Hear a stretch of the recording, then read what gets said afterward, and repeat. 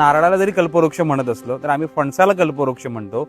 याचं कारण असं आहे की फणसाची साल असेल, फणसाची पानं असतील, फणसाच्या बिया असतील, फणस जेव्हा कच्चा असतो, फणस जेव्हा पिका असतो, सगळ्या प्रकारे त्याचा वापर करता येतो. त्याच्याकडे अन्न म्हणून, त्याच्याकडे मेडिसिन म्हणून, त्याच्याकडे न्यूट्रिशन म्हणून, त्याच्याकडे कॅटल फीड म्हणून, या सगळ्या गोष्टींमध्ये फीड बसणारा असं एकमेव फळझाड आहे. फणस म्हटलं की आपल्याला कापा आणि बरका हे दोनच प्रकार माहिती असतात. पण रत्नागिरी जिल्ह्यातल्या झापडे या छोट्याशा गावात राहणाऱ्या मिथिलेश देसाईनं त्याच्या वडिलांसह 1-2 नाही तर तब्बल 86 प्रकारच्या फणसाची झाडं लावली आहेत. फणस तर एकसारखाच दिसतो, पूर्ण बाहेरून हिरवाच दिसतो. तर काप्या फणसामध्ये 128 व्हरायटीज म्हणजे काय, आणि त्यातल्या 86 प्रकार, 2 किलोच्या वजनापासून 50 किलो पर्यंतच्या फणसाच्या व्हरायटीज. किंवा मग आतल्या गऱ्यांचा रंग तुम्ही फक्त पिवळ्या कलरचा बघितला असाल, किंवा कच्चा असताना सफेद असतो.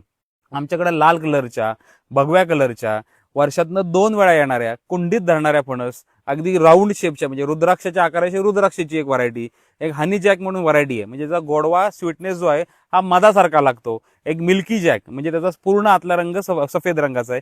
तर अशा आम्ही सगळ्या व्हरायटीजचं कलेक्शन करून त्याचं गेल्या साधारण 10-12 वर्षामध्ये प्लांटेशन करून साधारण 86 प्रकारच्या व्हरायटीज आज इथं झालेल्या आहेत. 86 प्रकारच्या फणसांची लागवड करून मिथिलेश थांबला नाही, तर त्यानं या फणसाच्या रोपांची नर्सरी सुरू केली आहे. सध्या देशासह परदेशात सुद्धा त्याच्या रोपांना मागणी असल्याचं तो सांगतो. ह्या इथल्या आपल्या झापड्यामधून महाराष्ट्रभर, महाराष्ट्रातल्या सगळ्या जिल्ह्यांमध्ये, अगदी UP पर्यंत, गुजरात पर्यंत, खाली कर्नाटक पर्यंत, म्हणजे आपण पहिले शेतकरी आहोत पूर्ण भारतातले की ज्यांनी परदेशात झाडं एक्सपोर्ट केली. एका देशातली माती दुसऱ्या देशात चालत नाही. मग त्याला एक नवीन टेक्नॉलॉजीचा वापर केला. तर 300 झाडं उद्या मला मुंबईला जरी पाठवायचीच असतील तर मला एक छोटा टेम्पो लागतो, बोलेरो पिकअप वगैरे. पण ही 300 झाडं जी आम्ही पाठवली ही 3 बॉक्समधनं पाठवली. त्याचं वजन फक्त 17 किलो झालं. ती झाडं विमानाने गेली आणि तिकडे त्याची लागवड झाली आणि आज त्यातल्या काही व्हरायटीजच्या झाडांना फळं देखील धरायला लागली.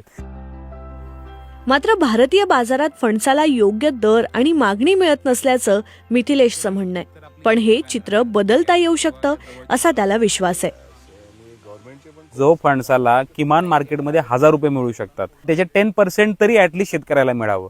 त्यामुळे आम्ही ही कन्सेप्ट आणलेली आहे की 10 रुपये पर kg मिनिमम.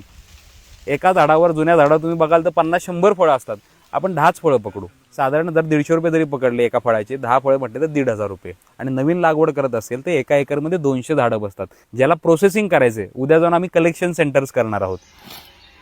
ग्रामीण भागातल्या महिला यांनी जर फणस कापला, त्याचे गरे काढून ठेवले आणि ते डीप फ्रीजमध्ये स्टोअर करून ठेवले, आमची उद्या रेफर व्हॅन तिथं जाईल, म्हणजे कोल्ड स्टोरेज व्हॅन जाईल, त्यांच्याकडे कलेक्शन करेल.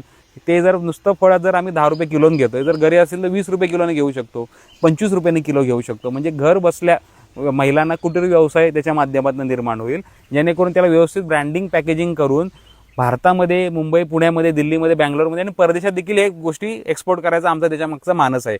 जेणेकरून या इकोसिस्टीममध्ये असणारे सगळे जी लोक आहेत या सगळ्यांचा त्याच्या माध्यमातून चांगल्या रीतीने त्याचा फायदा होऊ शकतो. दरवर्षी देशात कोट्यवधीचा फणस प्रोसेसिंग न केल्यामुळे वाया जात असल्याचं मिथिलेश सांगतो. हे चित्र बदलण्याचा त्याचा मानस आहे. तसंच व्हिएतनाम, थायलंड आणि मलेशियाची फणसाच्या बाजारात असलेली मक्तेदारी भारत मोडू शकतो असा विश्वासही तो व्यक्त करतो.